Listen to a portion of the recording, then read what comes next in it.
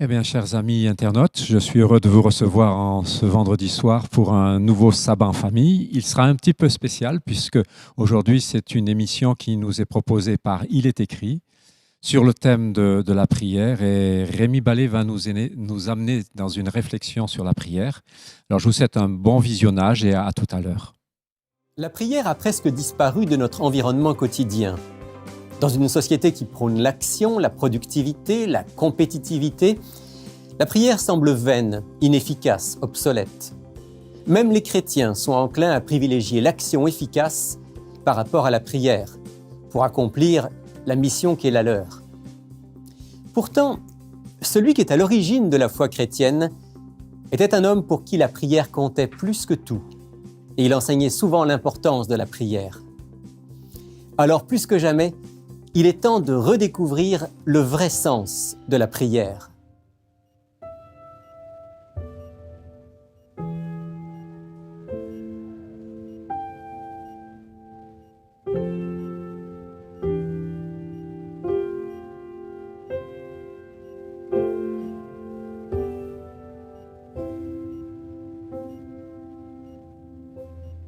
May your struggles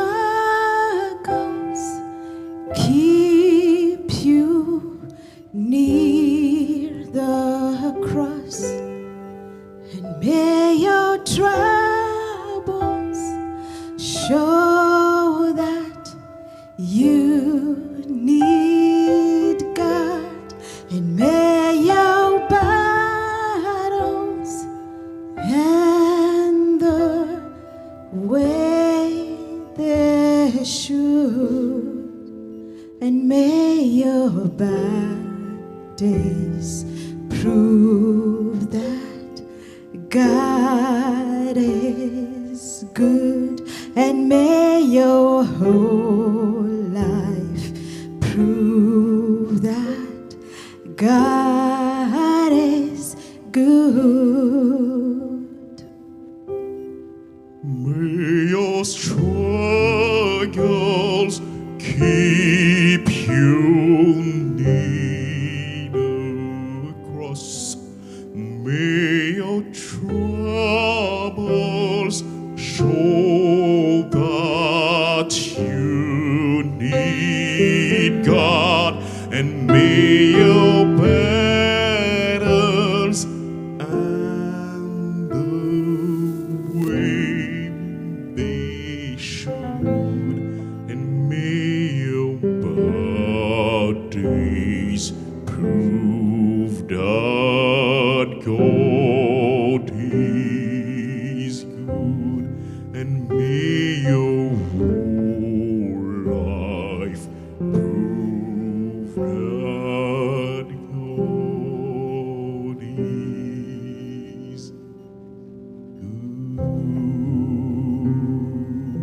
that God is good. May your struggles keep you near the cross, and may your troubles show that you need God, and may your battles and the way they should, and may your bad days prove that God is good, and may your whole life prove that God is good.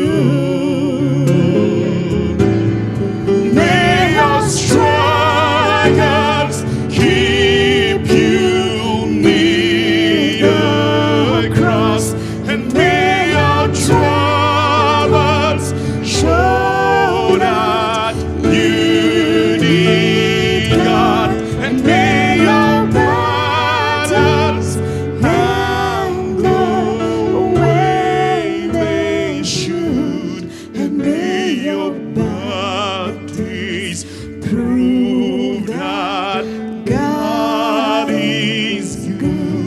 and may your whole life prove that God is good, and may your bad days prove that God is good.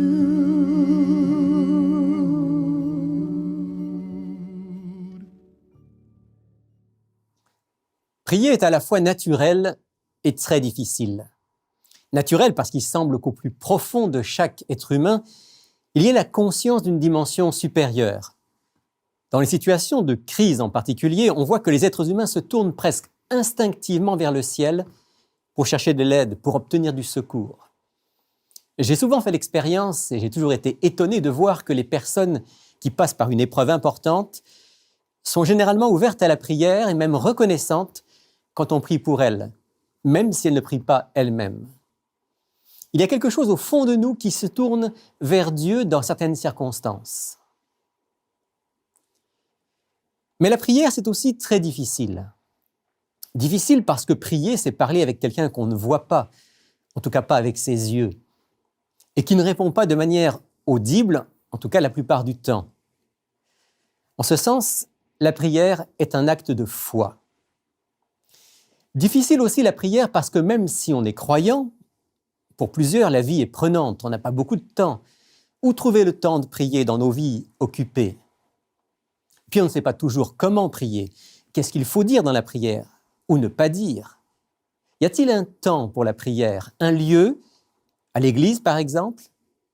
Y a-t-il une position à prendre dans la prière? Non, prier n'est pas facile. Prier, en fait, ça s'apprend. Apprendre à prier, c'est justement ce que les disciples de Jésus ont un jour demandé à leur maître.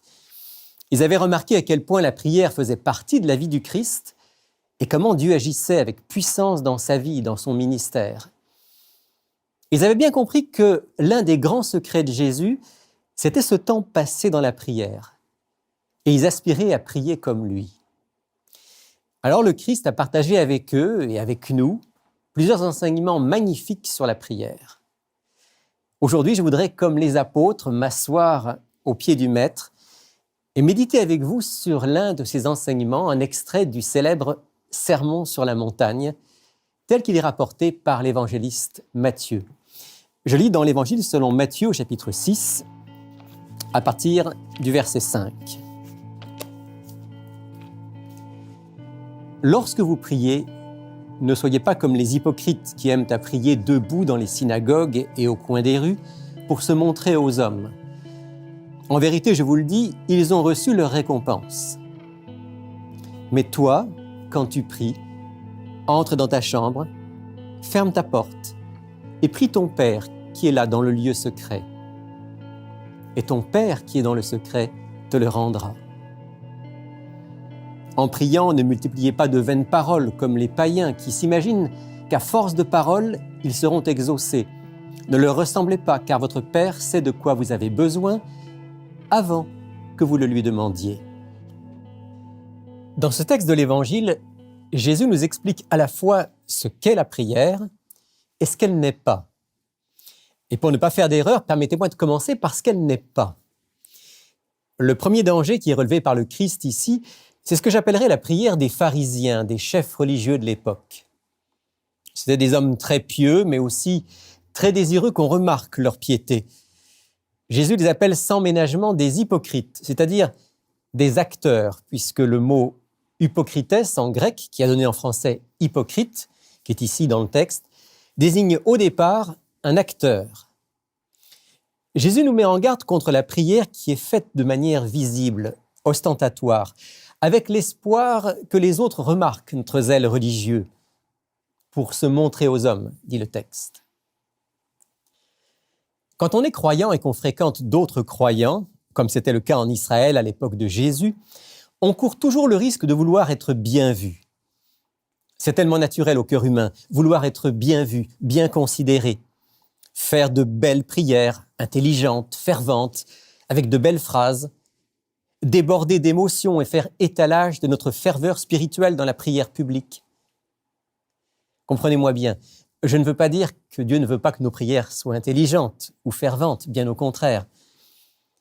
Mais je remarque simplement avec le Christ qu'il est facile pour nous, très facile, en tant qu'être naturellement égocentré, de prier en nous écoutant prier, ou en espérant que les autres nous remarquent dans la prière, comme des acteurs.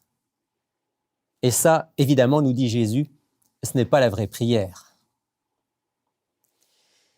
D'ailleurs, quand Jésus dit, en parlant des acteurs qui prient, qu'ils reçoivent leur récompense, il faut bien comprendre de quoi il s'agit. Le Christ ne veut pas dire que parce qu'ils font des prières, même imparfaites, même un peu hypocrites, même égocentrées, ils reçoivent quand même une bénédiction divine. Pas du tout.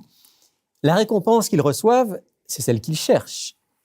Ils veulent être vus des hommes, eh bien ils sont vus et remarqués par les autres, peut-être même à l'occasion admirés pour leur piété. Mais de bénédiction divine, il n'y en a aucune. Parce que pour Dieu, seul un cœur sincère et honnête compte vraiment. Ce qu'il recherche dans la prière, nous allons le voir, c'est une communication authentique et vraie, pas un spectacle religieux. Le deuxième danger que relève le Christ au verset 7, c'est celui de la prière païenne.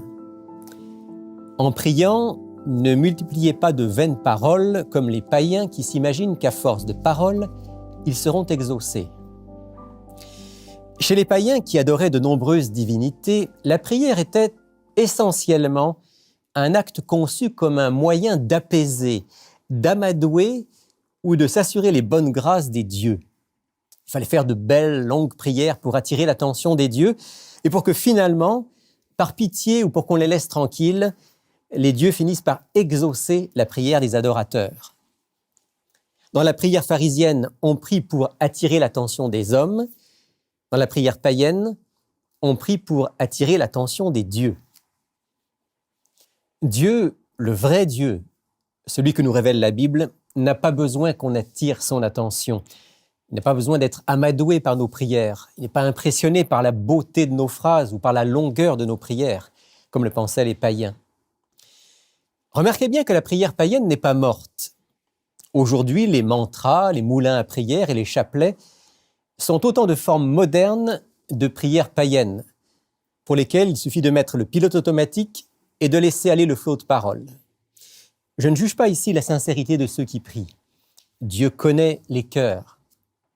Mais quand j'entends dans les églises ou parfois à la radio des prières récitées et répétées des dizaines de fois, je ne peux pas m'empêcher de faire le lien avec l'enseignement du Christ qui nous invite à ne pas multiplier les vaines paroles en s'imaginant être exaucés à force de paroles.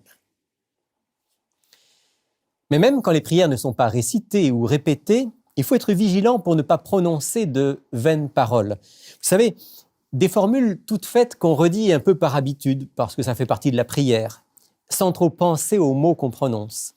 Des « Seigneur » et « Dieu Tout-Puissant » après toutes les virgules ou à chaque respiration, comme si ces mots ajoutaient de la valeur à notre prière. Souvenons-nous de la 3e parole des 10 commandements, où Dieu nous invite à ne pas prendre son nom en vain. Et souvenons-nous du Sermon sur la montagne, où Jésus nous met en garde contre la multiplication de vaines paroles. En fait, ce qui est en jeu, c'est le caractère de Dieu, l'image que nous avons de lui. Les païens s'imaginent qu'ils seront exaucés après de longues et insistantes prières, parce que leur vision des divinités, c'est celle de Dieu occupé et pas tellement intéressé par le sort des humains. Jésus lui insiste sur le fait que Dieu, le vrai Dieu, est pour nous un Père aimant. Il n'a absolument pas besoin d'être amadoué par nos prières. Bien au contraire, il nous a aimés avant même que nous nous adressions à lui. La prière n'est pas destinée à faire pression sur lui, il ne s'agit pas d'inciter Dieu à faire notre volonté, mais plutôt de disposer nos cœurs à faire sa volonté. Avez-vous remarqué que le Notre Père, ce modèle de prière donné par Jésus, et que je vais étudier avec vous prochainement, le Notre Père est une prière très courte. Alors, soyons concis quand nous prions. Allons à l'essentiel et conversons avec Dieu comme avec un être proche qui nous est favorable. peut bien sûr arriver qu'on ait besoin de prendre plus de temps pour nous épancher, pour ouvrir notre cœur à Dieu. Mais peu importe la longueur de nos prières, Dieu ne considère que leur authenticité et leur vérité. Après avoir vu ce que la prière n'est pas, venons-en à la véritable prière selon Jésus. Je relis le verset 6, Matthieu chapitre 6, verset 6. « Mais toi, quand tu pries, entre dans ta chambre, ferme ta porte et prie ton Père qui est dans le lieu secret. Et ton Père qui est dans le secret te le rendra. »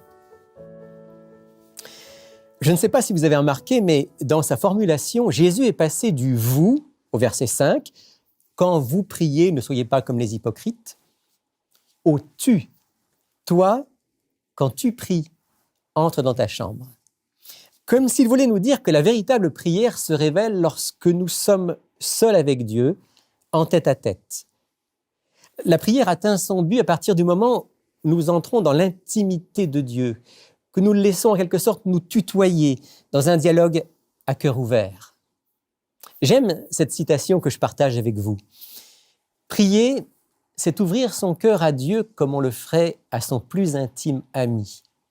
Non pas que la prière soit nécessaire pour instruire Dieu de ce qui nous concerne, mais elle nous met à même de le recevoir. La prière ne fait pas descendre Dieu jusqu'à nous, elle nous élève jusqu'à lui. Prier, c'est ouvrir son cœur à Dieu comme on le ferait à son plus intime ami. Vous avez un ami, un vrai, quelqu'un à qui vous pouvez pratiquement tout dire en étant sûr d'être écouté avec bienveillance? Si oui, vous comprenez comment on peut parler à Dieu dans la prière. Si vous n'avez pas un véritable ami autour de vous, eh bien la bonne nouvelle, c'est que Dieu est votre ami. Il est notre ami. Il nous donne la liberté pleine et entière de partager avec lui ce que nous avons sur le cœur. Bien sûr, ça nécessite un peu de temps, de tranquillité. On n'a pas une conversation profonde, cœur à cœur, dans le tumulte de la rue ou du travail. Il faut savoir s'arrêter, prendre des temps forts de partage, de dialogue. Et c'est pour ça qu'on doit tout faire pour mettre à part, dans chacune de nos journées, des moments de prière, de communion privilégiée avec Dieu. Le prophète Daniel, par exemple, l'avait bien compris, lui qui avait pris l'habitude de rencontrer son Dieu 3 fois par jour. Dans notre texte d'aujourd'hui, Jésus l'exprime de cette manière dans Matthieu, toujours chapitre 6, verset 6. « Mais toi, quand tu pries, entre dans ta chambre, ferme ta porte et prie ton Père qui est dans le lieu secret. » Entre dans ta chambre, ferme ta porte. Il faut de la tranquillité pour prier. Si vous voulez avoir une conversation avec Dieu, lui parler, vous mettre à son écoute, vous devez faire taire tous les bruits provenant de l'extérieur et de l'intérieur. Que ce soit une chambre, un lieu retiré dans la nature ou n'importe quel autre endroit, il faut disposer d'un espace de calme, de silence, se donner les moyens d'une rencontre et d'un partage avec notre Père. Et ne laissez pas le téléphone vous déranger. Mettez-les sur silence et éloignez-le le plus possible. Vous savez, nos téléphones sont devenus de véritables tyrans. On n'ose pas s'en séparer parce qu'on pourrait recevoir un message important, un coup de fil urgent, parce qu'on ne veut pas manquer une nouvelle importante. Quel esclavage! On passe trop souvent à côté de moments privilégiés, de rencontres importantes avec la famille, avec des amis ou avec Dieu dans la prière, à cause de ce que j'appelle nos maudits téléphones. Entre dans ta chambre, dit Jésus, ferme ta porte, c'est-à-dire décide de te donner les moyens de la prière profonde, intime, authentique. Pour certains qui vivent seuls ou qui ont beaucoup de temps, ce n'est pas trop difficile. Pour d'autres, qui ont une famille nombreuse ou qui travaillent beaucoup, c'est un véritable défi. Il faut souvent se lever plus tôt pour avoir un rendez-vous quotidien avec Dieu, ou profiter du moment où les enfants dorment, ou sortir de la maison pour aller dans un coin tranquille, dans la nature. C'est ce que faisait le Christ très souvent. Je le lis dans l'Évangile selon Marc, au chapitre 1er et au verset 35. Vers le matin, pendant qu'il faisait encore très sombre, Jésus se leva et sortit pour aller dans un lieu désert où il se mit à prier. Jésus lui-même, très sollicité, très occupé, presque toujours avec ses disciples, avait décidé de prendre ce temps de ressourcement quotidien. Il en avait besoin pour reprendre des forces, pour recevoir les directives de son Père, pour se préparer à sa mission et pour servir les autres. Et nous en avons besoin pour les mêmes raisons. Alors, donnons-nous les moyens de cette rencontre quotidienne, que ce soit 20 minutes, 30 minutes ou 1 heure, assurons-nous d'avoir un temps de calme et de rencontre avec notre Père du ciel chaque jour. Père, c'est bien comme ça que Jésus appelle notre Dieu. Il dit « Prie ton Père qui est dans le lieu secret ». Bien sûr, Dieu est le Père de tous les hommes, de toutes les femmes, mais il veut aussi être mon Père, c'est-à-dire celui avec qui je développe une relation unique, intime, personnelle, en tant que fils, en tant que fille. Dans une prochaine émission consacrée à la prière, qu'on appelle le Notre Père, je reviendrai plus longuement sur cette manière d'appeler Dieu. Mais vous sentez déjà quel type de relation Dieu veut développer avec nous. Ton Père qui est dans le lieu secret. C'est la première promesse faite par Jésus. Ton Père du ciel est dans le lieu secret. Il est là avec toi, lui, le Dieu de l'univers. Il vient te rencontrer dans le secret de ton lieu de prière. Il n'est pas avec les acteurs qui, eux, ne prient pas dans le secret, mais plutôt dans les églises, dans les rues, dans les réunions de prière. Il est avec celui ou celle qui fréquente le lieu secret. Quelle promesse extraordinaire, pensez-y. Quand je prends un moment d'intimité avec Dieu, il est là. Il répond présent. Je suis en relation particulière et privée avec le Dieu Tout-Puissant. C'est un rendez-vous à ne pas manquer. Et ton Père, dit Jésus, qui voit dans le secret, te le rendra. La seconde promesse faite par Jésus, c'est qu'il y aura une bénédiction spéciale attachée à cette rencontre. Bien sûr, la rencontre avec Dieu, la conscience de sa présence, c'est déjà une bénédiction, peut-être la plus grande de toutes. Mais Dieu nous promet aussi que ces temps où nous lui ouvrons notre cœur en toute honnêteté vont avoir des répercussions concrètes dans toute notre vie. Dieu va pouvoir agir dans nos vies, guider nos pas, donner de la sagesse, transformer notre manière de penser et de vivre, nous remplir d'amour et répondre très concrètement à nos besoins de tous ordres. Nous allons faire ce qu'on appelle l'expérience de prière exaucée. Un de mes amis qui a découvert Dieu récemment et qui a commencé à lire la Bible et à prier me disait il y a quelques jours « Rémi, c'est incroyable. La prière, ça marche. Dieu est vraiment vivant, il entend nos prières. Je n'en reviens pas, me disait-il, je n'en reviens pas. » Oui, Jésus nous promet que notre Père céleste est présent dans le lieu secret quand nous prenons le temps de la prière authentique, et qu'il agira puissamment pour tous ses enfants. Oh, ça ne veut pas dire que tout deviendra facile dans notre vie, ni que toutes nos prières seront exaucées de la manière que nous voulons ou que nous imaginons. Mais ça veut dire que nous allons voir Dieu à l'œuvre dans nos vies et dans celles de ceux pour lesquels nous prions.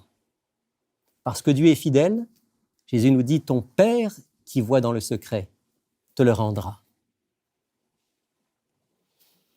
Alors, il nous reste à passer à l'action, à prendre le temps chaque jour de fréquenter le lieu secret pour y rencontrer notre Père du ciel, lui ouvrir notre cœur tout en ayant l'oreille attentive. Ce ou ces rendez-vous quotidiens vont illuminer nos journées, comme le soleil par une belle journée d'hiver. Je pense à un autre ami qui me témoignait qu'à cause de son travail qui commence très tôt le matin, il ne pouvait pas prendre plus de 20 minutes chaque matin pour lire la Bible et pour prier avant de partir. Mais, me disait-il, ces 20 minutes sont tellement précieuses. C'est l'expérience que je souhaite à chacun de nous. Et à la fin d'une réflexion sur la prière, on ne peut pas faire autre chose que de se tourner ensemble vers notre Père du ciel et de prier. Bon Père du ciel, merci. Merci de nous donner cette liberté, ce privilège de pouvoir te parler cœur à cœur, simplement ou ouvertement. Merci de nous encourager à venir vers toi et de nous promettre que par ta présence et par ton action dans nos vies, tu veux non seulement nous changer, nous transformer, mais répondre à tous nos besoins.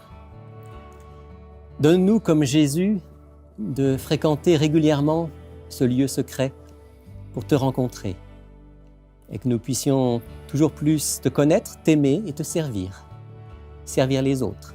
Au nom de Jésus. Amen.